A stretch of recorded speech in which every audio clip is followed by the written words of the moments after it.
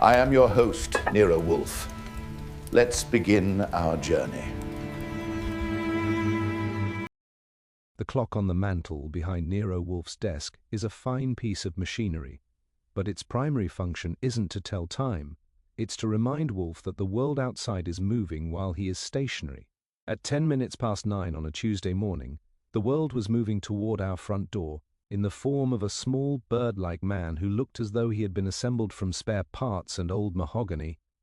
I watched him on the monitor. He was adjusting his spectacles and staring at the door as if it were a riddle he couldn't quite solve. When I opened the door, the smell of machine oil and peppermint preceded him. "I am Thaddeus Vanderhaven," he said, his voice a dry rasp. "I have an appointment, or rather, I have a catastrophe that requires an appointment." "Catastrophe is our specialty," I told him, ushering him in. "But Mr. Wolfe is currently with the orchids. He considers a catastrophe much less important than the humidity levels of a cattleya. If you'll step into the office, I'll see if I can convince him that your trouble is worth the descent." I left him in the red leather chair and went to my desk to wait for the elevator.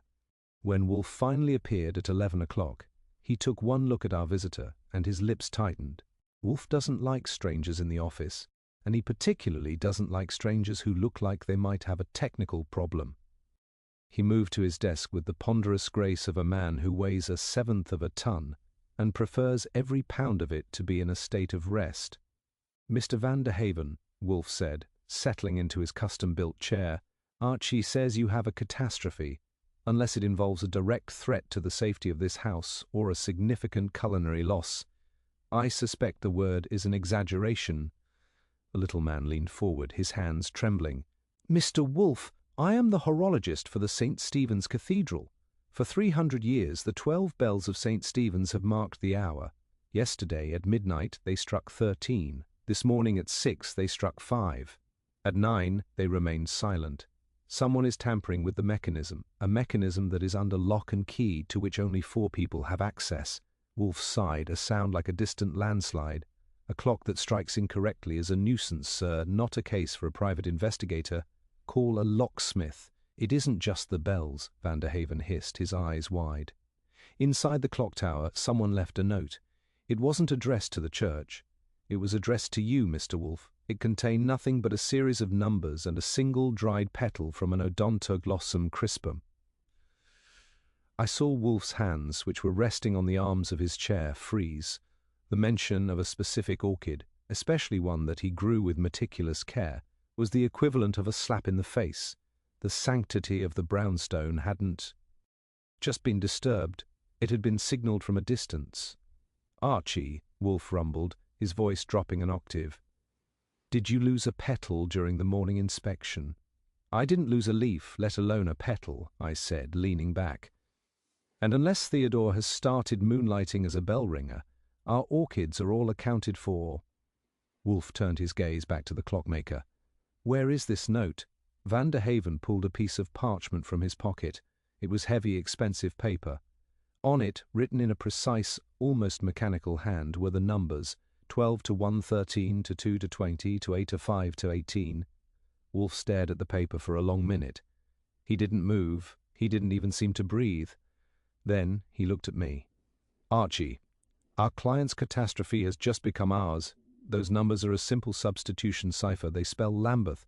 And the petals are not from our roof. It is a warning. Someone is suggesting that the integrity of my collection, and perhaps my life, is as fragile as a clock's mainspring. So we're taking the case?"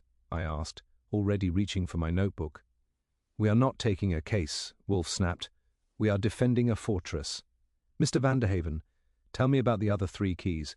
If someone is using a cathedral clock to send me messages, I want to know whose hand is on the rope." "There is the Dean," Vanderhaven whispered, "the estate lawyer, Arthur Penhaligon, and the clock's patron, a man named Julian Vane. They are all meeting at the tower at 2 o'clock to discuss the malfunction." Wolfe leaned back and closed his eyes. "Archie, you will attend this meeting. You will observe the gears, both mechanical and human, and find out why a man who knows my orchids would choose a belfry to start a fight."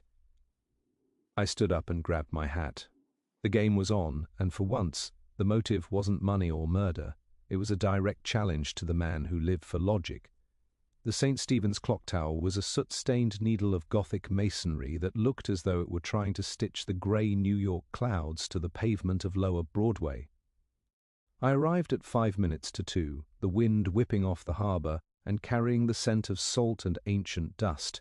To reach the belfry, I had to navigate a stone spiral staircase that was clearly designed for medieval monks with smaller feet and more patience than I possessed. By the time I reached the clock room, my lungs were reminding me that I'd been spending too much time behind a desk and not enough time at the gym. The room was a brass and iron cavern. The heart of the clock, a massive ticking beast of gears and counterweights, sat in a glass and steel housing in the center of the floor. It hummed with a low, rhythmic throb that you felt in your teeth more than your ears. Standing around it were the 3 men Thaddeus Vanderhaven had mentioned, looking like they were attending a wake for a relative they hadn't particularly liked. Thaddeus was there too, looking even more fragile against the backdrop of the massy machinery. He performed the introductions with the nervous energy of a sparrow. First was Dean Holloway, a man whose clerical collar was the only stiff thing about him. He had a soft, doughy face and eyes that seemed perpetually worried about the collection plate. Next was Arthur Penhaligon, the estate lawyer, who looked exactly like a man who spent his life reading fine print in dimly lit rooms, sharp, grey, and entirely bloodless. Then there was Julian Vane. If the name sounded familiar, it was because the Vane family had donated the bells back when the city was still mostly cobblestones. He was tall, dressed in a charcoal overcoat that cost more than my first year's salary, and he held a silver-topped cane with the casual arrogance of a man who owned the air he breathed. "Mr. Goodwin," Vane said, his voice a smooth, cultured baritone that didn't quite hide the edge of a sneer. "Vanderhaven mentioned he had gone to see Nero Wolfe. I find it curious that a broken clock requires the attention of a man who rarely leaves his chair. Is the crime of being off schedule now a matter for private inquiry?" "Mr. Wolfe has a personal interest in the broken part," I told him, leaning against a stone pillar and letting my gaze wander over the room. Specifically the note that was left here. It contained a certain botanical reference that made him lose his appetite for his mid-morning snack. And when Wolfe misses a snack, someone usually ends up in a precinct basement. Penhaligon Street. Ebbed forward, his spectacles reflecting the dull light of the clock face. "The note is absurd, a prank. This clock is a delicate instrument of the 1880s. The malfunction is mechanical, not criminal. The fact that Vanderhaven found a piece of paper is no reason to bring a detective into a sanctuary." "If it's a prank," I said, "it's very exclusive. Vanderhaven says only 4 of you have the keys to this level. The dean, the lawyer, the patron, the clockmaker. Unless the Holy Ghost has started messing with the escapement wheel, one of you has been doing some unauthorized winding." Dean Holloway cleared his throat, a sound like dry leaves. "Mr. Goodwin, we are a church, not a crime scene. The bells are our voice. When they strike 13 at midnight, it creates a certain unrest in the parish. We simply want the rhythm restored." I didn't answer right away. I was looking at the floor. Near the base of the central gear casing was a small dark smudge on the stone. I knelt down, ignoring the look of distaste on Penhaligon's face. It wasn't oil. It was a smear of dark, damp earth. Rich, loamy soil of the kind you find in a very expensive greenhouse. Specifically, the kind of soil Wolfe uses for his orchids. "Nice hobby you've got here," I muttered, standing up. "Are any of you gentlemen gardeners? Or do you just like to carry the outdoors in your shoes?" "I play golf," Vane said coldly. "Hardly the same thing." "I have a window box," Dean said, confused. Penhaligon just shook his head. "This is irrelevant. We are here to decide a course of action. I am recommending we replace the entire striking train. It's antiquated and unreliable."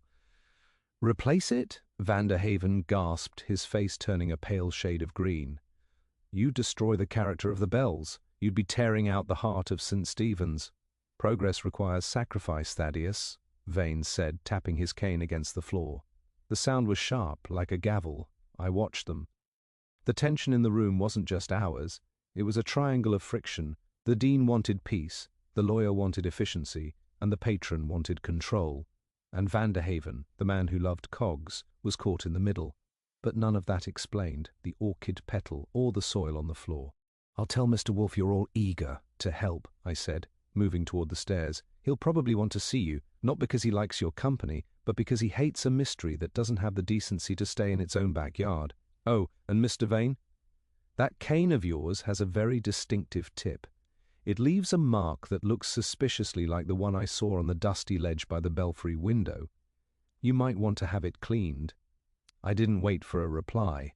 I headed back down the spiral stairs, the rhythmic thump-thump of the clock following me like a heartbeat. When I stepped outside, I felt like I was being watched from above. I looked up at the clock face. It was 5 minutes after 3, but my hands weren't moving. The 12 bells were silent, but the silence was screaming. I headed back to the brownstone. Wolfe would be in the plant rooms until 4, which gave me an hour to think about how a man could get orchid soil into a locked clock tower without ever visiting 35th Street.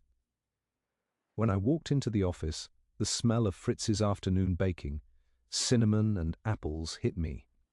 It was a world away from the cold stone and grease of the belfry, but I knew the two worlds were about to collide, and I was the one who was going to have to catch the debris. By 4 o'clock, the brownstone had settled into its most dangerous state, absolute quiet. Wolfe had descended from the plant rooms and was now installed in his chair, a glass of beer at his elbow, and his eyes fixed on a small leather-bound volume of Petrarch. He wasn't reading, of course. He was using the book as a shield while he digested the report I had just handed him. I sat at my desk, typing up my notes on the belfry visit, the rhythmic click of the typewriter keys acting as a counterpoint to the distant hum of the kitchen, where Fritz was prepping the evening's veal. "Archie," Wolfe said, not lifting his gaze from the page. "The soil, describe it again." It was dark, almost black, with a high concentration of perlite and shredded osmunda fiber, I said, leaning back. It didn't come from a city park or a flower shop on Broadway. It looked exactly like the mixture Theodore uses for the odontoglossums. It was fresh, too, damp enough to smear on stone. If any of those 3 men have a greenhouse, they're hiding it well. Vane has the money for one, but he looks like the type who would hire a dozen men to do the digging while he watches from a terrace with a martini, Wolfe grunted. "And the lawyer, Mr. Penhaligon?" "He lives in a bachelor apartment on East 62nd. No garden, no terrace, and probably no sunlight. The dean lives in the rectory, which has a small yard, but the sexton told me they haven't planted anything since the Truman administration. That leaves our friend Thaddeus Vanderhaven, who lives in a room behind a clock shop in Chelsea. I haven't seen his place yet, but he doesn't look like he has the strength to carry a bag of potting soil, let alone a grudge." Wolfe finally closed the book and looked at me. His eyes were hard, the yellow flecks in them glinting like brass. "The petals, soil and cipher. These are not merely clues, Archie. They are provocations. Someone is using my own professional and personal signatures to decorate a crime that hasn't happened yet, or perhaps one that is currently underway. The Varney family donated the 12 bells, you said, in 1884. Julian Vane is the great-grandson of the original donor. He's the one pushing to modernize the clock, which means tearing out the original mechanics. Penhaligon is backing him, citing maintenance costs. The dean is just trying to keep his head down, while the two of them argue over the bill. Maintenance, 'cause... "Tedious," Wolfe murmured. He leaned forward, his fingers interlaced over his center of gravity. A man who owns a charcoal overcoat that costs $1,000 does not suddenly become parsimonious over the maintenance of a family legacy. Unless, of course, heritage is a burden, or a barrier. Talk about gears, Archie, not the humans, the iron. It's a flatbed Victorian movement, I told him, trying to remember the details. Big, heavy, and complicated. Thaddeus says it's a masterpiece. He looked like he wanted to cry when Penhaligon mentioned replacing it. The striking train is the part that's acting up. It's what triggers the bells. If you mess with the pins on the drum, you can make the clock strike whatever number you want, provided you have the key and the stomach for climbing stairs. The doorbell interrupted us. I checked the monitor and saw a woman standing on the stoop. She was young, wearing a trench coat that had seen better days and a look of grim determination that usually means a long story and a short retainer. I went to the door and let her in. "I'm Clara Vanderhaven," she said before I could even get her name. "Thaddeus is my uncle. He said he came here this morning. He's missing Mr. Goodwin. He didn't come back to the shop after the meeting at the tower. I led her into the office." Wolfe looked at her with the weary resignation of a man who sees his afternoon of peace evaporating. She sat in the red leather chair and told us that when she went to the clock tower to find her uncle, the door was locked from the inside, but there was no answer to her knocking. She had found a scrap of paper on the stairs, another note, written in the same precise hand. She handed it to Wolfe. I leaned over his shoulder. It wasn't a cipher this time. It was a single sentence: "The pendulum does not wait for the sun." "He was so frightened," Clara whispered, her voice trembling. "He said the clock was telling secrets. He said the bells weren't just striking the wrong hour, they were counting down. He wouldn't tell me what to do." "Counting down," Wolfe repeated. He looked at the clock on the mantel, then back at the girl. "Miss Vanderhaven, your uncle is a man of precision. If he said the clock was counting, he meant it literally. Archie, return to the tower. Do not use the stairs. Use the service elevator if there is one, or find a way to the roof of the adjacent building. If Thaddeus is still in that tower and the door is locked from the inside, he is either a prisoner of the machinery or a part of it." "And if I find him?" I asked, grabbing my coat. "Bring him here," Wolfe said, his voice dropping to a dangerous rumble. "And Archie, look at the weights. A clock of that size requires immense force to run.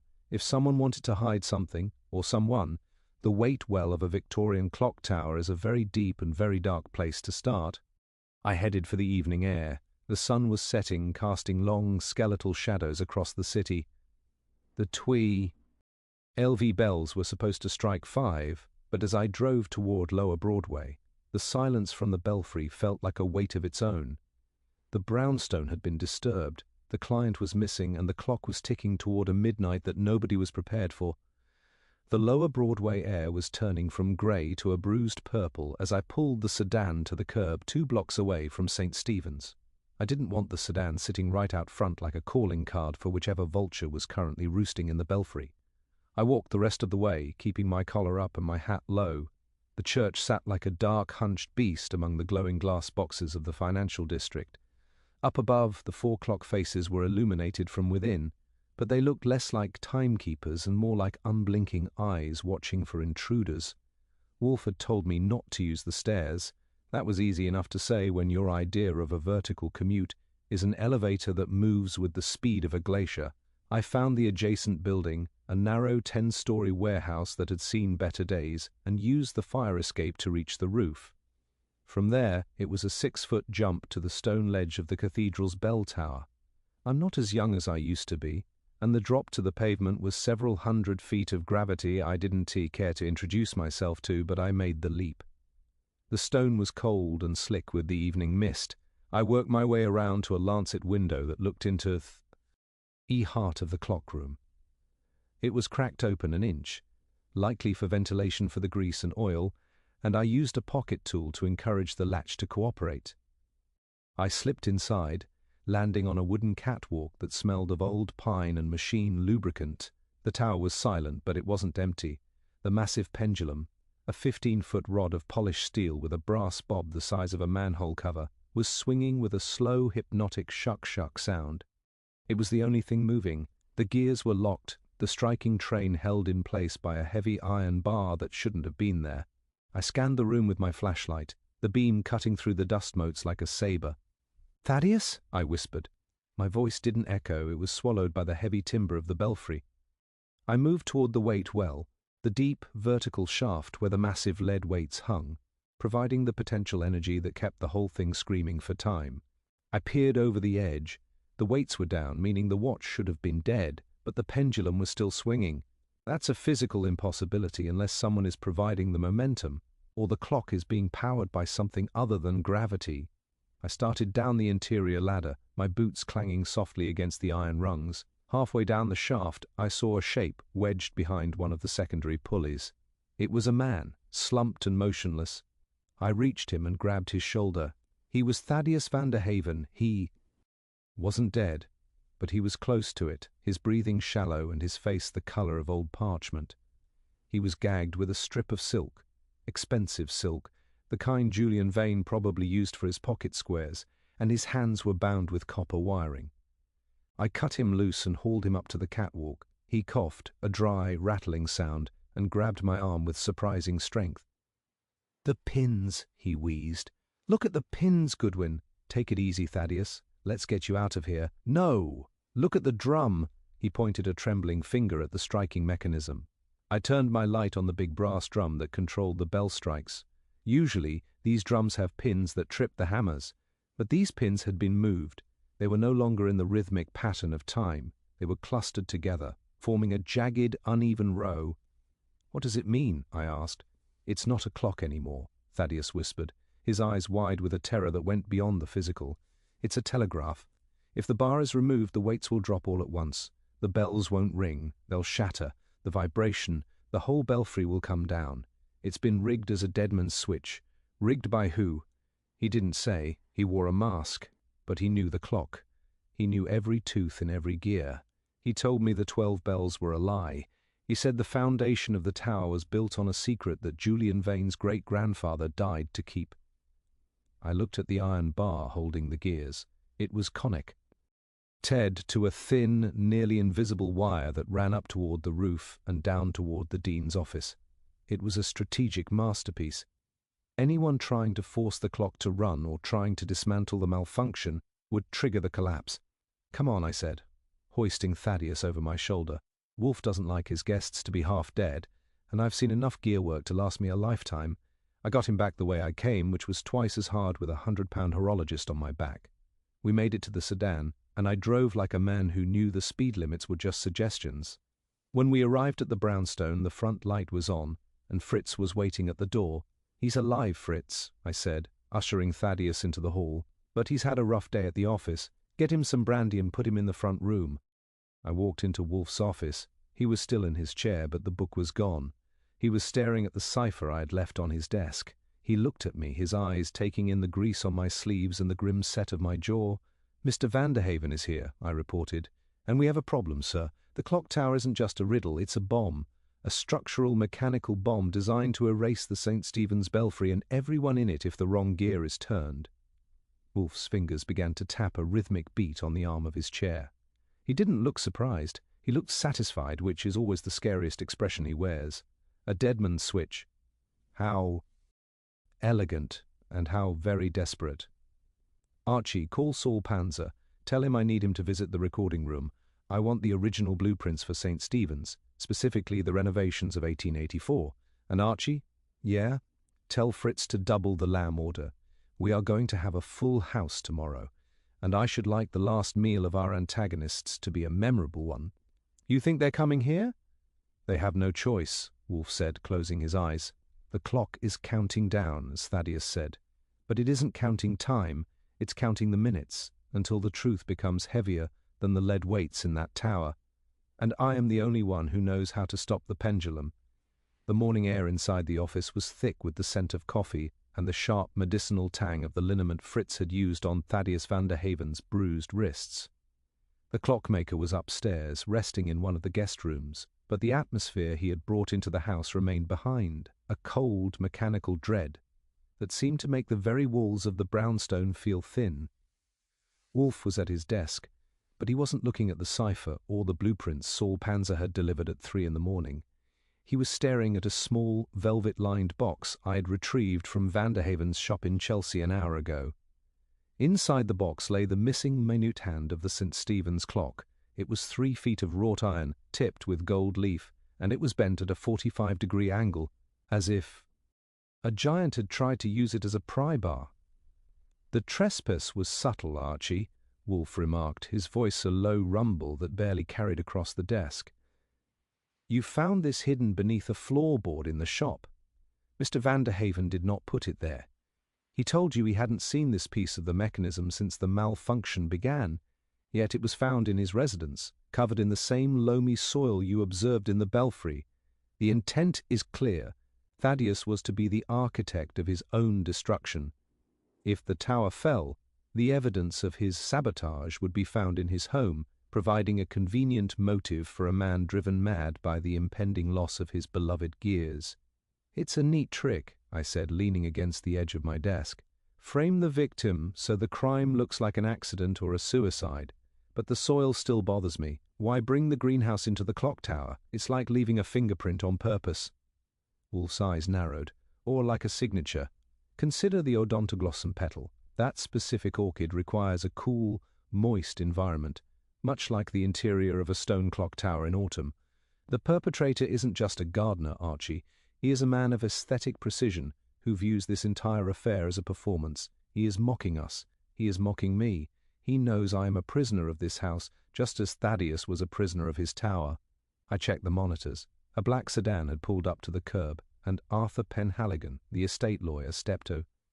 He looked even more drawn and grey than he had the day before, his movements jerky and hurried. He didn't wait for the doorbell. He started pounding on the wood with a frantic, uneven rhythm. The pressure is mounting, I noted, moving toward the hall. Penhaligon looks like he's about to blow a gasket. Shall I let him in, or let him tenderize his knuckles? Bring him, Wolfe said. And Archie, keep the minute hand on the desk. I want him to see bent irons.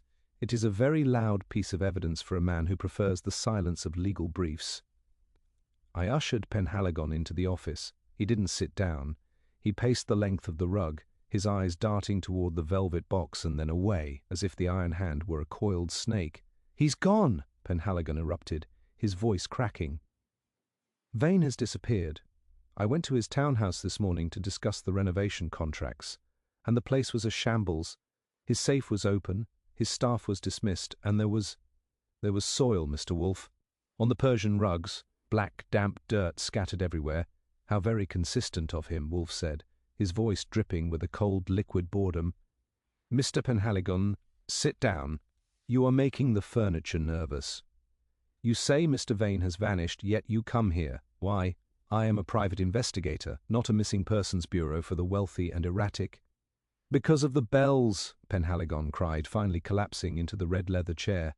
"At dawn they struck 12.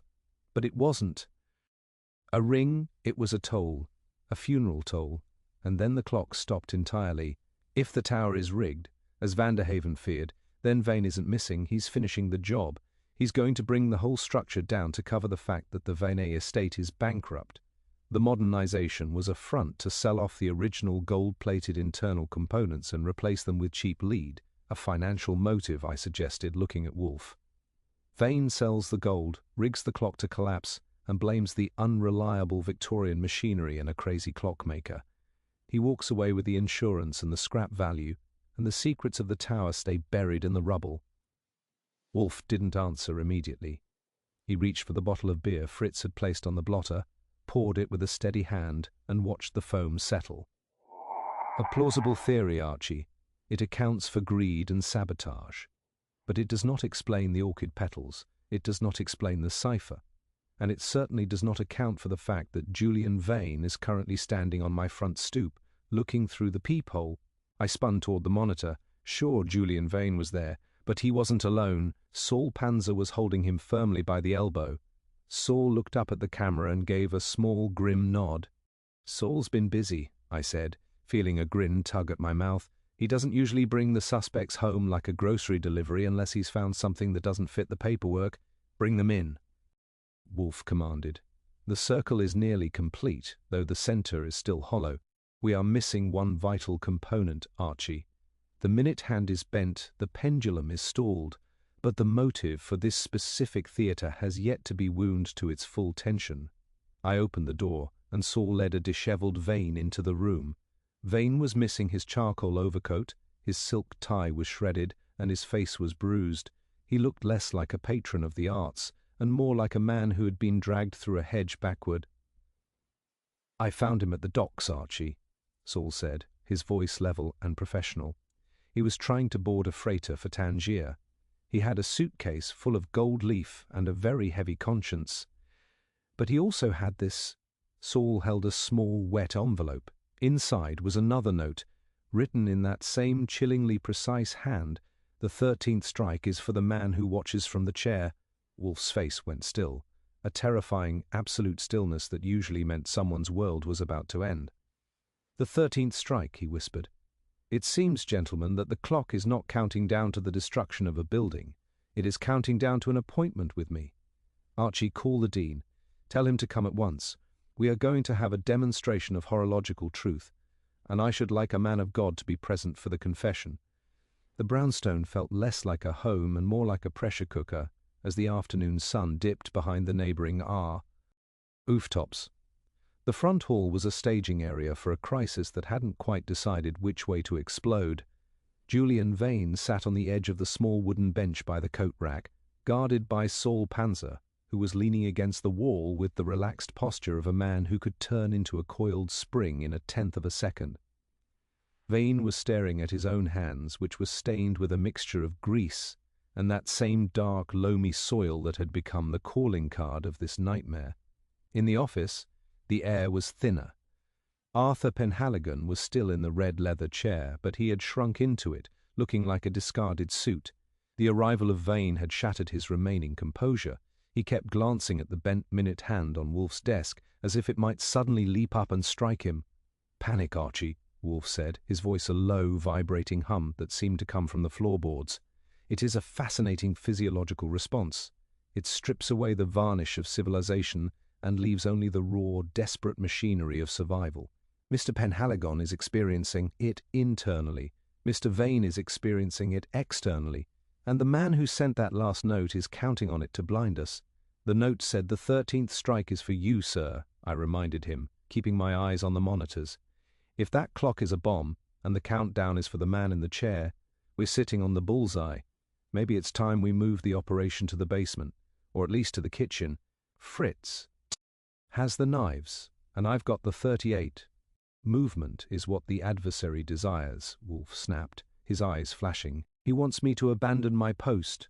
He wants the mountain to run. I will not oblige him.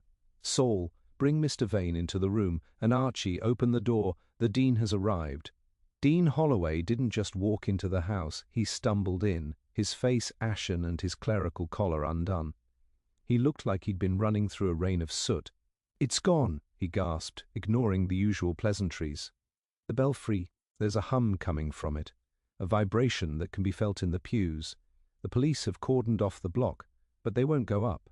They say the structural integrity is compromised. They're waiting for the bomb squad. The bomb squad will find nothing but gears and wires," Wolfe said, gesturing for the Dean to take a seat. "The bomb is not a matter of TNT, Holloway, it is a matter of tension.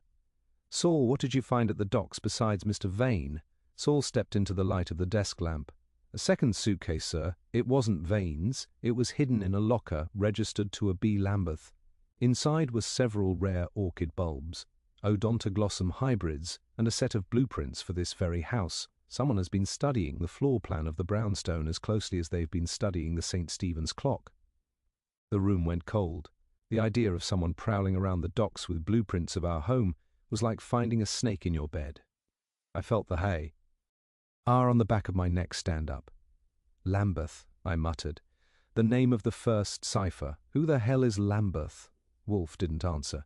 He was staring at the Dean, who had suddenly become very interested in the pattern of the Persian rug.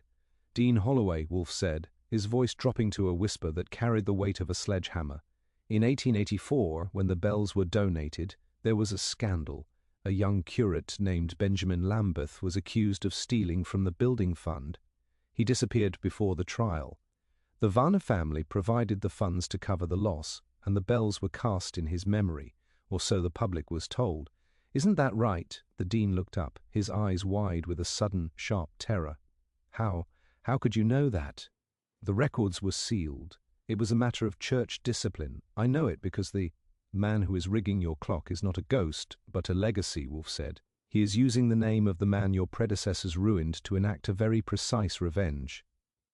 And he is using my house as the focal point because he believes I am the only one capable of appreciating the symmetry of his plan." Just then, a sharp, metallic clack echoed through the house. It didn't come from the street. It came from the elevator. The sound of the doors closing. I was across the room in 2 strides, my hand on the holster at my hip. The elevator was supposed to be empty. Wolfe was in his chair, Fritz was in the kitchen, and the guests were all in front of me. I looked at the indicator light above the door. The car was moving. It wasn't going up to the plant rooms, it was going down, to the basement. "Archie," Wolfe barked. "I'm on it," I shouted. I didn't wait for the stairs. I vaulted over the banister and hit the hall floor running. If the 13th strike was for Wolfe and the adversary had the blueprints to the house, the basement was the only place he could go to strike at the foundations. As I reached the basement door, I heard it, the slow, rhythmic tick-tock of a mechanical timer. But it wasn't coming from a clock, it was coming from the water pipes. The whole house was vibrating with a low-frequency hum, exactly like the one the Dean had described in the belfry. I opened the door, my gun drawn. The basement was dark, lit only by the red glow of the furnace. In the corner, near the main structural pillar, a figure was kneeling. He wasn't wearing a mask now. He was dressed in a simple grey suit, and his hands were moving with the delicate, practiced grace of a man who spent his life among the gears. "Don't move," I said, my voice as cold as the stone walls. "Unless you want to see if your brains can be timed to a second." The figure turned slowly. It was a face I had seen before, but only in a photograph in a dusty file. He looked like Thaddeus Vanderhaven, but 30 years younger and 100 times more dangerous. "The pendulum has reached the end of its arc, Mr. Goodwin," he said, his voice a calm, melodic tenor. "The 13th strike is about to begin. Tell Mr. Wolfe that the debt of 1884 is finally being collected. In full." I didn't argue. I didn't wait for a confession. I lunged for him, but as I did, the house shook with a sudden, violent shudder. From above, St. Stephen's bells began to toll. Not a ring, not a chime. A deep, bone-shaking boom that echoed through the very foundations of 35th Street. 1, 2, 3. The countdown had started, and the 13th strike was only 10 rings away. The basement was a cathedral of shadows, vibrating with a frequency that seemed to loosen the marrow in my bones. The figure at the structural pillar, the younger, colder version of Thaddeus, didn't flinch at the sight of my 38. He didn't even look like a man who feared death. He looked like a man who had already become a component in a larger machine. He was Benjamin Lambeth's grandson, the living resentment of a ruined name. And he had his hands buried in the guts of the brownstone's plumbing, the resonance, Lambeth said, his voice cutting through the mechanical hum with an eerie clarity. "The bells at St. Stephen's are cast from a specific alloy. When they strike in the pattern I've set, they transmit a vibration through the bedrock of Manhattan. This house sits on a granite shelf that connects directly to the cathedral's foundation. At the 13th strike, the frequency will peak. The steel in your walls will fatigue. The pillar I am touching will shatter. The house doesn't need a bomb, Mr. Goodwin. It only needs a rhythm, and you're the conductor," I said, stepping closer, my finger tightening on the trigger. "But every conductor can be replaced. Step away from the pipe, or I'll see if a lead slug can disrupt your tempo. Archie, stand down." The voice came through the intercom speaker on the wall. It was Wolfe, but it wasn't the usual dry rumble. It was sharp, commanding, and carried a note of intellectual urgency that I hadn't heard in years. "He wants you to shoot, Archie," Wolfe's voice continued. "He rigged a tension wire to the main valve. If he falls, his weight will trigger a surge that will accelerate the process. Bring him up, bring him to the office. The 13th strike has not yet been cast, and I will not have my basement turned into a tomb because of your impatience." Lambeth smiled. It was a thin, mechanical expression. "The mountain speaks. Very well. I would like to see the man who thinks he can stop the earth from shaking." I didn't like it. I didn't like turning my back on a rigged foundation, and I liked it even less that Lambeth was walking toward the stairs with the confidence of a man who had already won. I kept the gun on his spine all the way up. When we entered the office, the air was vibrating so hard the pens on my desk were rattling in their tray. The Dean was praying, Penhaligon was weeping, and Julian Vane looked like he was watching his own execution. Wolfe was the only one who looked calm. He was leaning back in his chair, his eyes closed, his fingers moving in a slow, rhythmic tap on the armrest. He was matching the vibration of the house, feeling the frequency through the wood of his chair. "Mr. Lambeth," Wolfe said, not opening his eyes, "you are a master of acoustics. To use the bells of St. Stephen's as a tuning fork for the destruction of a specific coordinate is a feat of engineering that deserves a better motive than the petty grievances of 1884. Petty? Lambeth's voice rose, a sharp metallic edge cutting through the hum.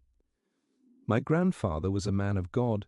who was used as a scapegoat by a Vane who couldn't keep his hands out of the till and a Dean who preferred a lie to a scandal.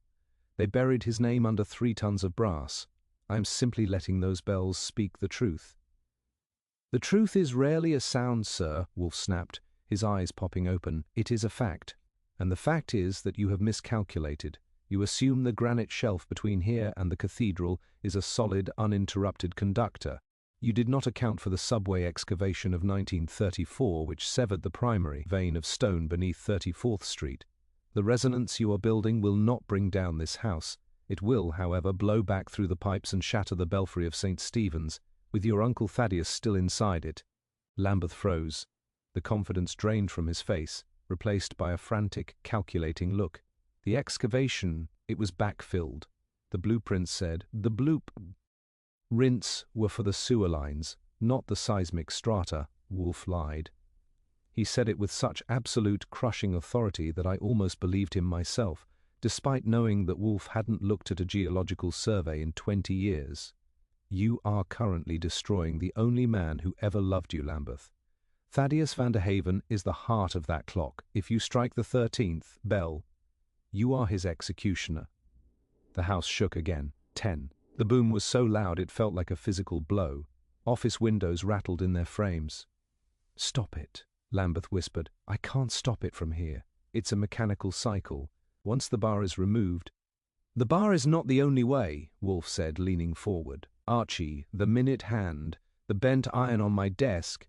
I grabbed the heavy wrought iron hand. What do I do with it? The resonance is a loop, Wolfe said, his words coming fast now. If you can disrupt the vibration at the source, the main structural pillar in the basement, you can break the cycle before the final strike.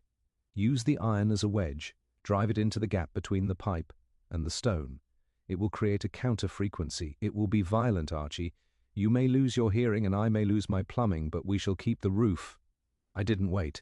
I took the minute hand and charged back to the basement. The sound was deafening now, a roar that felt like a freight train was passing through the room. 11.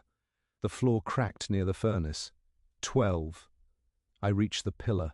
T. The pipe was glowing with a dull, friction-induced heat. I jammed the gold-tipped end of the minute hand into the narrow gap between the metal and the granite. I grabbed a heavy mallet from the workbench and swung with everything I had. The iron bit into the stone. The vibration changed instantly, from a hum to a shriek. The minute hand buckled, the gold leaf flying off in a shower of sparks. My teeth felt like they were going to explode. I hit it again, and again. Then came the silence. It wasn't a gradual fade. It was a sudden, vacuum-like snap. The 13th strike never came. On Broadway, the bells had gone silent. In the basement, the only sound was the hiss of steam from a broken valve and the heavy, ragged sound of my own breathing. I leaned against the pillar, the bent minute hand still wedged in the stone. I looked up at the ceiling. The house was still standing. The mountain had held. I wiped the sweat and grease from my forehead and headed back upstairs. When I entered the office, Lambeth was on his knees, his head in his hands. Saul had the cuffs on him. Wolfe was back in his chair, his eyes closed once more, his hand reaching for his glass of beer. The plumbing, Archie, Wolfe murmured, his voice sounding small in the sudden quiet. Tell me the damage is manageable. We'll need a new main valve and a very good mason, I said, dropping into my chair. But the bells are quiet, sir. The 13th strike was a dud. It was not a dud, Wolfe said, taking a long, slow swallow of beer.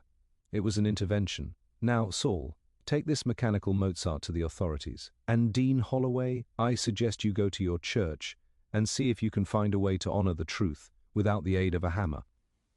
I find I have an appetite for dinner, and I would like to be alone with my thoughts and my chef. The office was no longer vibrating, but the stillness that replaced the mechanical roar was just as heavy. It was the silence of a battlefield after the smoke had cleared, where the survivors were left to look at one another and wonder if the victory was worth the cost. I stood by the door, my knuckles raw from the mallet and my ears still ringing with a high-pitched whine that I suspected would stay with me until Friday. Saul had cleared the room of the younger Lambeth, and the house had returned to its proper owners. Yet the office remained crowded with the 3 men who had started this gears and brass nightmare. Wolfe sat behind his desk, his presence once again the undisputed center of the room. He looked as though he hadn't moved an inch, though the thin layer of dust that had shaken from the ceiling and settled on his shoulders told a different story. He opened a fresh bottle of beer, the sharp clink of the opener against the glass sounding like a pistol shot in the quiet room. "Gentlemen," Wolfe said, his voice as dry as a desert wind, "the theatre has concluded, the belfry stands, my basement remains mostly intact, and the grandson of Benjamin and Lambeth is currently being introduced to the hospitality of the local precinct. However, we are left with the debris of your collective dishonesty. I invited you here to witness a conclusion, but I find I must first perform a deconstruction." Dean Holloway looked like he wanted to vanish into the upholstery of his chair. Arthur Penhaligon was staring at his shoes, while Julian Vane had regained some of his icy composure, though the lack of his charcoal overcoat made him look strangely diminished. "You three are the stewards of St. Stephen's," Wolfe continued, his eyes moving from one to the next like a searchlight. "One of you represents the spirit, one the law, and one the bloodline. And yet when a madman began to play a symphony of destruction on your bells, your first instinct was not to seek the truth, but to protect your various vanities. Mr. Vane, you knew the tower was a shell, you knew your family's fortune had dissolved into debts and bad investments, and you hoped the modernization would provide a convenient fire to hide the fact that you had already sold the original clockwork to a private collector in Switzerland." Vane's jaw tightened. "I was trying to save the name. The bells were a liability. The bells were a witness," Wolfe snapped. "And you, Mr. Penhaligon, you saw the disparity in insurance riders. You realized Vane was cannibalizing the tower, and you played along, hoping to secure a piece of the liquidation for your own retirement. You didn't care about the malfunction until it threatened to become a massacre." Penhaligon started to speak, but Wolfe silenced him with a raised hand, a gesture that had the weight of a falling axe. "And then there is you, Dean Holloway," Wolfe said, his voice dropping to a whisper of profound disappointment. "You knew the story of 1884 was a fabrication. You found the old journals in the rectory attic 5 years ago. You knew Benjamin Lambeth was innocent, but you chose to keep the secret to protect the church from a scandal that had been dead for half a century. You allowed the grandson to grow up in the shadow of a lie, fueling the very resentment that nearly brought your belfry down upon your head." The dean lowered his head, his shoulders shaking. "It was for the parish. I didn't want the people to lose their faith in the institution. Faith in an institution built on a lie is merely a form of high-altitude theatre," Wolfe said. "You three have been winding this clock for decades. Young Lambeth merely provided the weights and the pendulum. He targeted this house because he believed I was the only one who could see the pattern, and because he wanted a witness to the final strike who could not be silenced by the Vanet family's influence." I moved toward the desk, picking up the bent minute hand that I had retrieved from the basement. I put it on the blotter. It was scarred, blackened, and twisted, a piece of iron that had saved the house but looked like a piece of junk. "So, what happens?" "Now?" I asked. "The clock is stopped, the bad guy is in jail, and these three are still the ones with the keys. Do we just send them home with a bill for the plumbing?" "We do not," Wolfe said. He reached into his desk drawer and pulled out a single sheet of paper. It was a formal document, written in his own elegant script. "This is a full disclosure of the events of 1884, corroborated by the evidence Mr. Panzer retrieved from the Hall of Records, and the journals I have required the Dean to provide. It will be sent to the Bishop, the District Attorney, and the morning papers. Mr. Vane, you will return the proceeds of the clockwork you sold, or you will face a charge of grand larceny that even your name cannot survive. Mr. Penhaligon, you will retire from the estate service immediately, and Dean Holloway, you will find a way to rededicate those bells to the man who actually gave his life for them." The room was silent. The gathering was over, but the air felt charged with a different kind of tension, the tension of a long overdue debt being paid in full. Wolfe didn't wait for them to agree. He simply signaled me to show them to the door. I guide them one by one. Vane left with a sneer, Penhaligon with a shuffle, and the Dean with a heavy contemplative sigh. When I returned to the office, the house felt strangely light. The hum was gone, replaced by the familiar sounds of 35th Street, a distant horn, the rattle of a passing truck, and the hiss of the radiator. Whoa! LFE was leaning back, his glass of beer empty, his eyes closed. He looked like a man who had just finished a particularly exhausting chess match. "Archie," he murmured. "Yes, sir." The minute hand. "It is a ruined object. Throw it away. It has fulfilled its purpose by being a nuisance. And tell Fritz that the lamb must be served at exactly 8 o'clock. I find that I have a profound need for a world that adheres to its schedule." I looked at the bent iron. It was a mess, but it was our mess. I tossed it into the wastebasket and sat at my desk to finish the log. The 12 bells riddle was solved, but as I looked at Wolfe, I realized that the real mystery wasn't the clock or the cipher. It was how one man could sit in a chair and make the whole world stop spinning just long enough to tell it the truth. The office was finally empty of the men who had sought to turn a cathedral into a counting house and a brownstone into a tomb. The heavy oak door had clicked shut with a finality that seemed to satisfy the very walls of the room. I stood by the window watching the taillights of the Dean's car vanish toward Broadway, and then I turned to the man who was still presiding over the aftermath from his throne of reddish-brown leather. Wolfe was not relaxing. He was in that state of post-combat reflection that usually involved a great deal of silence and at least one more bottle of beer than the doctor recommended. "The reveal, Archie, is rarely about the who," Wolfe said, his voice breaking the stillness like a low-frequency hum. In a world of predictable greed, the who is usually the person with the most to lose or the least to live for. The reveal is about the why and the how. Why did a man with the intellectual capacity to harness seismic resonance choose to play a game of ciphers and orchid petals, and how did he expect to win against a man who has made the study of patterns his life's work? "I'm guessing he didn't expect to win," I said, moving to the cabinet to fetch a fresh glass. "He wanted to be heard. He spent 30 years as a ghost in a clock shop, watching his uncle polish the brass of a lie. He didn't want your head on a platter, sir. He wanted your brain on the witness stand. He knew that if he made the mystery personal, using your orchids and your blueprints, you wouldn't be able to ignore the 1884 part of the equation." Wolfe poured the beer with a hand that was as steady as the St. Stephen's foundations. A dangerous assumption. Had I been a man of lesser curiosity, I might have simply called the bomb squad and let them dismantle his theatre with a pair of wire cutters. But he knew me. Or rather, he knew Nero Wolfe's reputation. He knew I would not tolerate a trespass that I did not understand. He used my own arrogance as the main source for his plot. "It worked," I admitted. "He got the truth out. The Varney family is exposed as a bunch of high society looters. The Dean has to find a new way to prey, and the Lambeth name is officially cleared of the building fund theft. But it was a hell of a way to get a correction printed in the Sunday Times. He nearly leveled a city block and killed his only living relative just to prove a point about a curate who's been dead for 50 years. Wolfe's eyes sharpened. "That is the nature of the fanatic, Archie. They do not see people, they see symbols."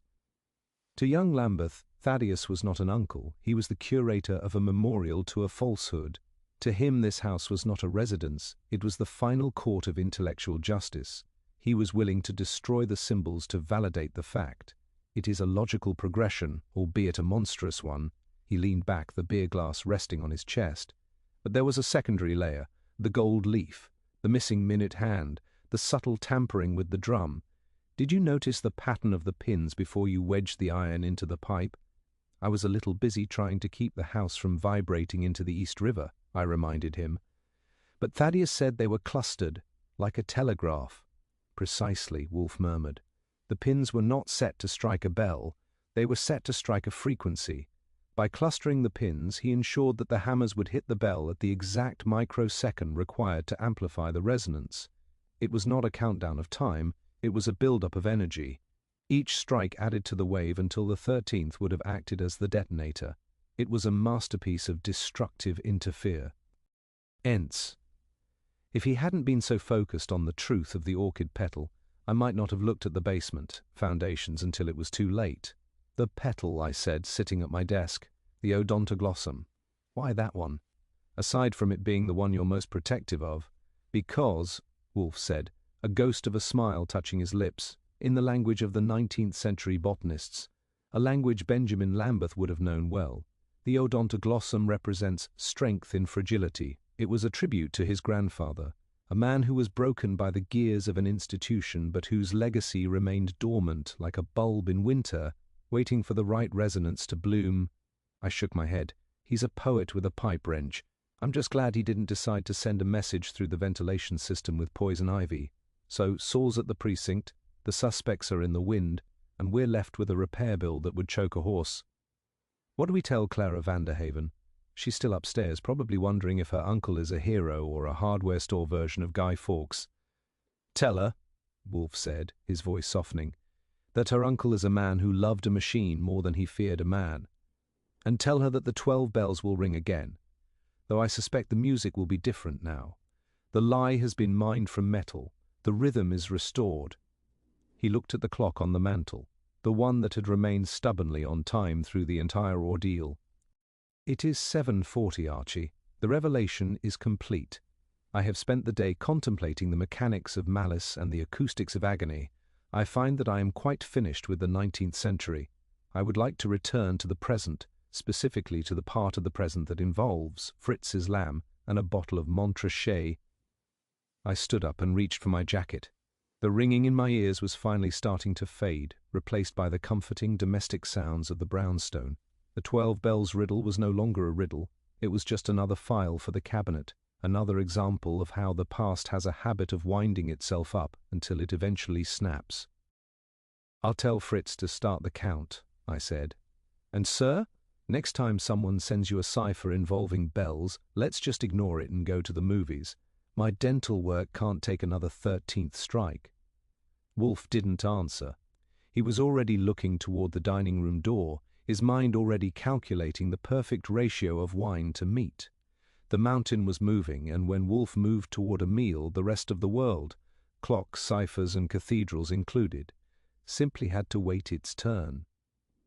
The dining room of the West 35th Street brownstone was a place where the chaos of the world was habitually filtered out, replaced by the orderly gleam of polished silver and the unwavering standards of Fritz Brenner's service. Tonight, the atmosphere felt especially purified. The low-frequency vibration that had threatened to unseat the house's very foundation was gone, leaving behind a silence that was rich and restorative rather than hollow. The heavy oak table stood as the center of a stable universe, and for once I didn't mind the fact that we were eating a few minutes behind the usual schedule. Wolfe sat at the head of the table, his vast bulk settled into his chair with a finality that suggested he had no intention of moving for several centuries. He had changed into his evening silk, a deep shade of plum that matched the richness of the wine. He was currently occupied with the leg of lamb, which had been roasted with a crust of rosemary, garlic, and crushed peppercorns. He sliced into the meat with a delicacy that made the act look like a form of benediction. "The resonance of a house, Archie," Wolfe said, his voice a low, melodic rumble as he placed a slice of lamb on my plate, "is not merely a matter of physics and stone. It is a matter of the lives lived within it. For 48 hours this house was out of tune. It was forced to vibrate to a frequency dictated by a man of narrow vision and broad resentment. I find the return to our own cadence to be quite satisfying." "I'll say," I replied, taking my first bite. The lamb was perfect, tender enough to melt, but with enough of a sear to remind you it had faced the fire. My ears have finally stopped humming, though I still feel like I'm standing on a boat in a heavy swell. I hope the check we get from the Sonora estate covers the mason's bill. That basement pillar looks like it was in a cage match with a sledgehammer. The Sonora estate is a different matter, Archie. You are confusing your cases. For St. Stephen's case there will be no check. I have already informed the Dean that my fee is the preservation of the original clockwork and a permanent ban on any modernization that involves the use of lead weights or plastic gears. I have also required a small donation to be made in Benjamin Lambeth's name to the Botanical Society. It is a more fitting memorial than a belfry that strikes 13. I paused with my fork halfway to my mouth. "No fee? You mean I spent 3 hours in a damp tower and nearly lost my hearing for a donation to a bunch of orchid growers? Theodore is going to be thrilled, but the bank balance is going to look a little lonely." Wolfe ignored the jab. He was busy with the sauce, spooning it over his meat with the concentration of a man performing an alchemical rite. "The bank balance will survive, Archie. Our integrity might not have, had we allowed that theatre to conclude on its own terms. The younger Lambeth was a man who understood the mechanics of time but lacked the wisdom of the clock. He believed that by destroying the tower, he could erase the past. He failed to realize that the past is the only thing we truly possess. To erase it is to leave oneself hollow. He's hollow enough now, I said. Saul tells me he hasn't said a word since they locked him up. He just keeps staring at the wall, moving his fingers like he's winding a watch. It's a shame. A man who can turn a city block into a tuning fork shouldn't be wasting his time in a cell.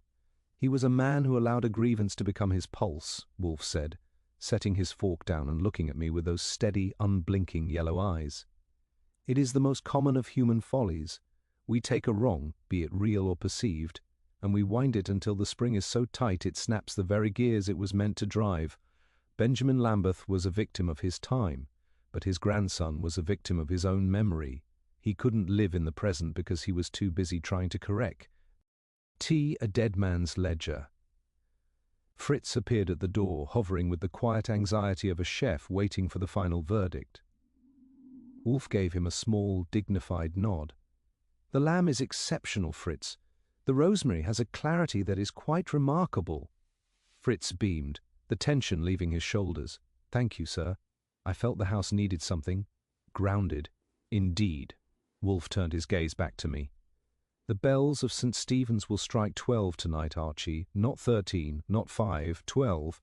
And they will ring for the curate, for the clockmaker, and perhaps for the arrogance of those who thought they could silence the truth with a checkbook and a lie. I find that I can sleep soundly knowing that the rhythm of the city has been, in some small way, recalibrated." He leaned back, his wineglass held up to the light. The deep red liquid shimmered, reflecting the warm glow of the room. "Humanity is a chaotic arrangement of parts, Archie. We are all, at our best, slightly out of sync. But as long as there is a place where logic is respected and the lamb is served on time, the world will continue to turn." I looked at him, the massive, immovable mountain of a man who could solve the riddle of a century without leaving his chair, and I felt the familiar sense of being exactly where I belonged. The brownstone was quiet, the orchids were safe, and the gears of the city were turning as they should. "Just one thing, sir," I said, reaching for the bottle of wine. "Yes?" "Tomorrow, Enning, if the doorbell rings and it's a man with a clock under his arm, do me a favor. Tell him we're closed for repairs. I think I've had enough horology to last me until the next millennium."